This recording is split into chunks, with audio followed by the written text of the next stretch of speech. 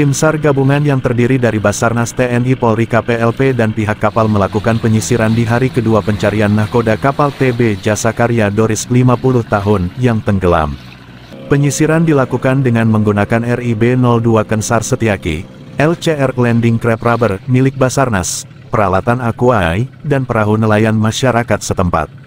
Dan sekitar pukul 9.50 WIB korban berhasil ditemukan dalam keadaan meninggal dunia sejauh 50 meter dari lokasi kejadian awal.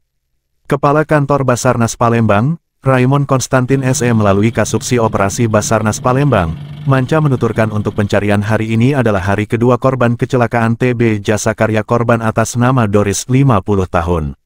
Selamat siang, untuk pencarian hari ini adalah hari kedua, yaitu korban kecelakaan Takbut Jasa Karya, korban atas nama Doris 50 tahun. Pada pukul 10.00 WIB, korban berhasil diketemukan oleh tim SAR gabungan. Tim SAR gabungan yang terdiri dari Basarnas, dari KPLP, Polair, TNI AL, dan penyelam internasional dan pihak keluarga.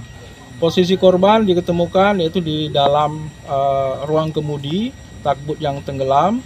Ya, posisinya dia itu di sela-sela pintu oleh penyelam. Selanjutnya korban dievakuasi ke permukaan air untuk di penanganan lebih lanjut, yaitu dipindahkan ke perahu. Selanjutnya korban dibawa ke markas Polair dan dievakuasi ke ambulan Rumah Sakit Bayangkara.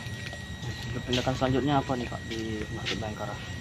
Tindakan selanjutnya kami serahkan kepada Rumah Sakit Bayangkara untuk penanganan medis lebih lanjut. Korban ditemukan tidak jauh dari lokasi kejadian, Pak? Ya, korban diketemukan masih di dalam ruang kemudi takbut yang tenggelam. Untuk kendala proses pencarian sendiri?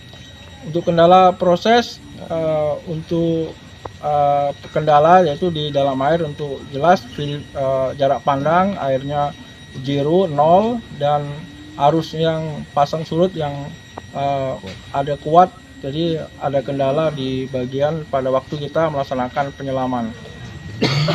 Reporter Kurniawan Palembang Express.